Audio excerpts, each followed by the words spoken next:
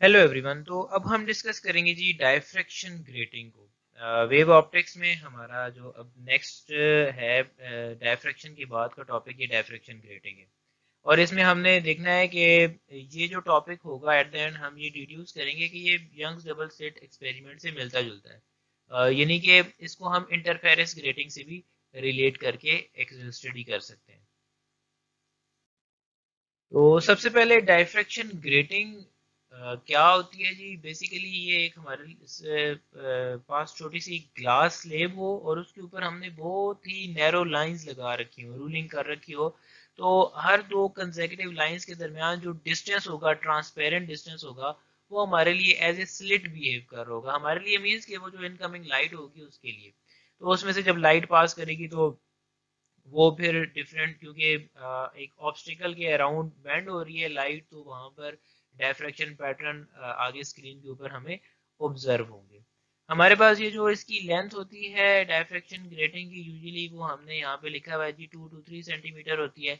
इसकी जो विड्थ है, थिकनेस है, वो 2 to 3 मिलीमीटर होती है। हर दो कंसेक्यूटिव लाइंस के दरमियान जो डिस्टेंस होता है वो स्मॉल डी के साथ हमने शो किया हुआ है जी। ठीक है। और ये इसी चीज को हम लेंथ एलिमेंट भी कहते हैं। और इसकी मदद से, डायफ्रैक्शन ग्रेटिंग की मदद से, हम वेवलेंथ ऑफ इनकमिंग लाइट, जो भी इसके ऊपर रेडिएशंस फॉल की जा रही हैं, वो पता कर सकते हैं। एंड सेकंड, इसकी एप्लीकेशन ये है कि हम जो लाइट का डायफ्रैक्शन पैटर्न प्रिज्म की मदद से स्टडी करते हैं, वही सेम पैटर्न हम विद मल्टीपल इमेजेस यहाँ पर with the help of diffraction grating भी स्टडी कर सकते हैं। ये हमारे पास सेंट्रल इमेज है, ये फर्स्ट ऑर्डर इमेज हो जाएगी, ये हमारे पास सेकंड ऑर्डर इमेजेस हो जाएंगी। इंटेंसिटी नो डाउट कम हो रही है, लेकिन इमेजेस हम यहाँ पर ऑब्जर्व कर सकते हैं। वहां पर तो प्रिज्म में हम जस्ट एक ही इमेज ऑब्जर्व कर रहे थे ना। मींस के जो डिफरेंट पैटर्न है, जो डिफरेंट स्पेक्ट्रम हमारे पास कलर्स का बन रहा था वेवलेंथ का, और यहाँ पर ये है कि हम डिफरेंट वेरिएशन के साथ, एंगुलर डेविएशन के साथ उसको ऑब्जर्व कर सकते हैं। तो ये हमारे पास इसकी एप्लीकेशंस हैं डायफ्रैक्शन ग्रेटिंग की। अब यहाँ पर हम जल्दी से डिस्कस कर सकते हैं जी कि जो हमारे पास डेली लाइफ कुछ इमेजेस मैंने लिए हैं जो डेली लाइफ में डायफ्रैक्शन पैटर्न जिससे हम ऑब्जर्व कर सकते हैं। उनमें से एक हमारे पास ये कैंडल लाइट की जो फ्लेम है, अगर आप देखें तो उसकी डिफरेंट डायरेक्शन में कलर पैटर्न बने हुए हैं, ये ड्यू टू डायफ्रैक्शन बने हुए हैं।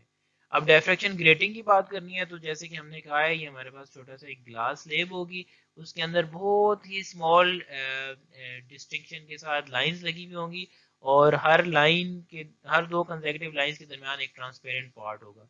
अब ये जो इंसिडेंट लाइट है, ये यहाँ पर आकर एक सेंट्रल मैक्सिमा बना रही है, और ये हमारे पास फिर सेकंड ऑर्डर, थर्ड ऑर्डर मिनिमास बने हुए हैं। और ये ड्यू टू डायफ्रैक्शन ग्रेटिंग, ये हमारे पास जो डायफ्रैक्शन पैटर्न है, यहाँ से गुजरने के बाद लाइट ने इंटरफेयर किया। इसी तरह एक और पैटर्न डायफ्रैक्शन ग्रेटिंग का हम यहाँ पर ये भी ऑब्जर्व कर सकते हैं। देखिए हमारे पास डायफ्रैक्शन ग्रेटिंग से गुजरने के बाद ये लाइन स्पेक्ट्रम हम ऑब्जर्व कर रहे हैं डिफरेंट ऑर्डर का। तो ये भी डायफ्रैक्शन ग्रेटिंग की ही एक कॉमन एग्जांपल है, जो कि डेली लाइफ में हम प्रैक्टिकल करते वक्त फिजिक्स लैब में इन चीज़ों को ऑब्जर्व करते हैं। अब एट लास्ट हमने ये देखना है कि क्योंकि हम वेव ऑप्टिक्स को स्टडी कर रहे हैं, तो डायफ्रैक्शन आपको पता है ये प्योरली वेव फिनोमेना को सपोर्ट करता है। तो अब ये जो डायफ्रैक्शन का कॉन्सेप्ट है, डायफ्रैक्शन ग्रेटिंग में हमने इसको इम्प्लीमेंट करना है। तो डायफ्रैक्शन ग्रेटिंग में इसको इम्प्लीमेंट इस तरह से करते हैं कि ये जो हर छोटा सा पार्ट है जो एज ए स्लिट बिहेव कर रहा है, वहां से अगर एक वेव गुजर रही है और आगे कन्वेक्स मिरर की मदद से हम उसे पॉइंट पी के ऊपर उस फोकस कर रहे हैं, तो यहाँ पर अगर ब्राइट स्पॉट बन रहा है या फिर डार्क स्पॉट बन रहा है, उनको हमने उनकी मैथमेटिकल एवेल्युएशन के साथ उनको स्टडी करना है। देखें जी, अगर यहाँ पर हमारे पास जितनी भी स्लेट्स हैं, सारी स्लेट से ये रेज गुजर रही हैं, उनके दरमियान हर एडजेसेंट दो एडजेसेंट वेव्स के दरमियान कोई स्पेसिफिक पार्ट डिफरेंस है। जैसे कि यहाँ पर हमारे लिए ये ए टू आर, ये एक पार्ट डिफरेंस है।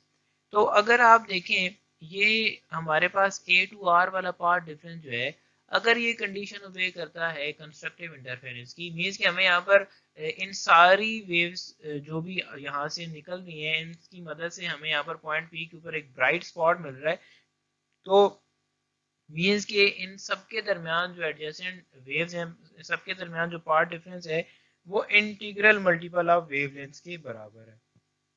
और अगर ऐसा हो रहा है कि यहाँ पर एक डार्क स्पॉट मिल रहा है हमें, तो हम जानते हैं कि यहाँ पर हमारे पास जो कंडीशन फुलफिल हो रही होगी in terms of the path difference, in terms of wavelength sorry, तो वो हमारे लिए half integral of multiple of wavelength के बराबर होगा। अच्छा, अब ये चीज सिंपल है, ये हम यहाँ से कैलकुलेट पहले भी बहुत दफा करते आए हैं कि हम ये ट्राइंगल कंसिडर करेंगे। हमारे पास ये जो ट्राइंगल है ये कुछ इस तरह से बनेगी, ठीक है जी। ये हमारे पास परपेंडिकुलर होगा, ये हमारे पास बेस वाली साइड होगी क्योंकि एंगल इधर बन रहा है, ये परपेंडिकुलर, और ये हमारे पास हाइपोटेन्यूज होगा। ये ट्राइंगल बेशक हम यहाँ पर एक बार फिर अच्छे से बना लेते हैं, रीड्रॉ कर लेते हैं इसको। ये हमारे पास 90 डिग्री एंगल बना, ये हमारे पास थीटा, ये बेस, ये परपेंडिकुलर, ये हाइपोटेन्यूज जिसको हमने डी से शो किया है, स्लिट सेपरेशन है। ये जो ए टू आर है ना फिगर के अकॉर्डिंग, ए टू आर हमने पता करना है जो कि यहाँ पर परपेंडिकुलर है। तो sine theta is equal to perpendicular over hypotenuse, तो परपेंडिकुलर आपको चाहिए ना, तो पी की वैल्यू मींस कि A R is equal to D sine theta के बराबर हो जाएगा। सही है। अब ये पार्ट डिफरेंस अगर हमारे पास पॉइंट पी के ऊपर कंस्ट्रक्टिव इंटरफेरेंस हो रही है तो आपको पता है ये पार्ट डिफरेंस कंडीशन ओबे करेगा, it must be equal to the integral multiple of wavelength. अब आप कहेंगे लास्ट टाइम तो हमने डायफ्रेक्शन पढ़ते वक्त ये कहा था कि एम टाइम्स ऑफ वेवलेंथ का पार्ट डिफरेंस हो, तो उस टाइम के ऊपर तो हमारे पास जो वहां पर कंडीशन फुलफिल हो रही होती थी वो डिस्ट्रक्टिव इंटरफेरेंस की हो रही थी। लेकिन देखिए यहाँ पर मैं हर स्लिट में से एक वेव पास करवा रहा हूँ, वहां पर सिंपल एक स्लिट थी, वो डायफ्रेक्शन थ्रू सिंगल स्लिट थी और उसमें इन्फिनिट मेनी पॉइंट्स हमने कंसिडर किए थे। इसी कैरेक्टरिस्टिक की बेसिस के ऊपर इस डायफ्रेक्शन ग्रेटिंग को जो है वो इंटरफेरेंस ग्रेटिंग भी कहा जाता है। मैं आपको एक और बात यहाँ पे एक्सप्लेन कर दूं कि ये जो डी है ना इसको लेंथ एलिमेंट कहा जाता है, और ये जो इसकी वैल्यू फाइंड की जाती है न्यूमेरिकल प्रॉब्लम्स में डायरेक्ट इसकी वैल्यू नहीं बताई जाती, जस्ट हमें ये बताया जाता है कि नंबर ऑफ लाइंस कितनी है और वो कितने मिलीमीटर या कितने सेंटीमीटर में वो लाइंस लगी है। तो अगर हमारे पास लिखा हुआ है जी 5000 लाइंस पर सेंटीमीटर है, तो आपने 1 सेंटीमीटर लेंथ की जगह 1 सेंटीमीटर और ओवर एन यानी कि नंबर ऑफ लाइंस ये करना है, तो आपको हर दो कंसेक्यूटिव लाइंस के दरमियान डिस्टेंस पता लग जाएगा। दैट इज लेंथ एलिमेंट या लेंथ ऑफ ग्रेटिंग आप उसको कह सकते हैं, ठीक है जी। और मैंने अभी यहाँ पर आपसे ये डिस्कस किया है कि हमने ये जो इंटरफेरेंस सॉरी डायफ्रेक्शन ग्रेटिंग है इसको इंटरफेरेंस ग्रेटिंग की तरह डिस्कस करना है, मींस कि हमने इसको यंग्स डबल स्लिट एक्सपेरिमेंट की तरह डिस्कस करना है। वहां सिर्फ 2 स्लिट्स थी, यहाँ बहुत सारी स्लिट्स हैं, ठीक है जी। तो आपने इसको simple diffraction through single slit के साथ कंफ्यूज नहीं करना, वरना आपकी ये जो कंडीशंस हैं ये मिक्स हो जाएंगी। अभी के लिए ये जो कंडीशन मैंने यहाँ पर यूज की है ना जी, ये कंडीशन है ब्राइट स्पॉट के लिए, D sine theta is equal to M lambda, ठीक है। अगर पॉइंट पी के ऊपर ब्राइट स्पॉट बनेगा तो ये तब की बात हो रही है। अगर वहां पर पॉइंट पी के ऊपर डार्क स्पॉट बन रहा होता तो यहाँ पर D sine theta is equal to वो सिंपल जो आपने वहां पर कंडीशन ओबे करवाई थी वही ओबे होगी यहाँ पर भी फॉर डार्क जो फ्रिंज थी, ठीक है। ये हम यहाँ पर हम आपको पता है मैक्सिमा और मिनिमा की टर्म्स में बात कर रहे होते हैं, तो आप यहाँ पर वो भी यूज कर सकते हैं, ठीक है। तो ये हमारी डायफ्रेक्शन ग्रेटिंग की ओवरऑल जो भी हमने डिस्कस करना था वो सारे इसके मेन पॉइंट्स हमने डिस्कस कर लिए जी।